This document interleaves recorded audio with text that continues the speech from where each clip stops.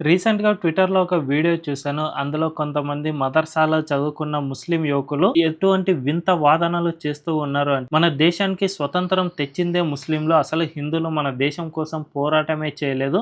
ముఖ్యంగా ఏపీజే అబ్దుల్ కలాం ఎవరైతే ఉన్నారో ఆయన మన స్వతంత్ర పోరాటంలో చాలా కీలక పాత్ర పోషించారు అనే విధంగా వీళ్ళు కీలక వ్యాఖ్యలు చేశారు. అసలు అబ్దుల్ కలాం ఏంటి? స్వతంత్ర పోరాటం ఏంటి? అని ఒక పట్టాన ఆశ్చర్యం వేసింది. ఆ తర్వాత మరో వ్యక్తి మైక్ అందుకుని చంద్రశేఖర్ ఆజాద్ అసెంబ్లీలో బాంబులు విసిరిన తర్వాత షౌకత్ అలీ ఖాన్ దగ్గర వెళ్ళి తల దాచుకున్నాడు. అతనే ఈ చంద్రశేఖర్ ఆజాద్‌ను బతికించేలా చేశాడు అనేది వింటూ ఉంటే నాకు అసలు ఫ్యూజులు అవుట్ అయిపోయాయి. అసలు చంద్రశేఖర్ ఆజాద్ కాదు కదా భగత్ సింగ్ ఈ బాంబులు విసిరింది. అండ్ భగత్ సింగ్ ఎప్పుడూ కూడా షౌకత్ అలీ ఖాన్‌ను కలిసిందే లేదు. అండ్ ఈ షౌకత్ అలీ ఖాన్ ఎవరైతే ఉన్నారో ఆయన ఇండియన్ యూనియన్ ముస్లిం లీగ్ కోసం పనిచేశారు. పార్టీ మొత్తం పాకిస్తాన్ ఏర్పాటు కోసమే ప్రయత్నం చేసింది.